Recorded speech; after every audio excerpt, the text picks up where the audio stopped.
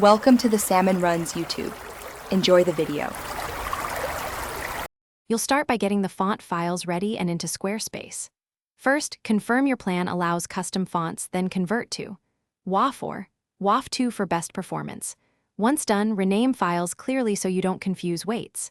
Now open the site editor, go to Design, then Custom Files and upload each font. This step matters because Squarespace serves those assets. If they're missing or misnamed, later CSS rules won't find them. Make sure upload's complete before moving on. Now you'll tell the browser how to use the files via @font face.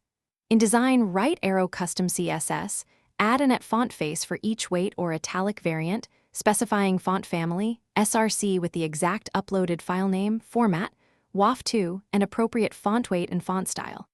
Once added, save the CSS and use your browser's DevTools to watch the Network tab. You should see each font file requested and served. If not, check file names and paths.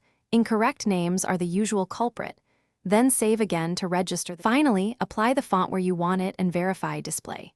Use font family rules targeting body, headings, or specific classes so text switches to your new font. Once applied, hard refresh and clear any CDN or browser cache.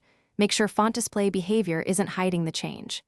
If you still don't see it, inspect DevTools for 404s, MIME or CORS errors, and double-check uploaded file names and CSS font family names. Fixing those common issues resolves most.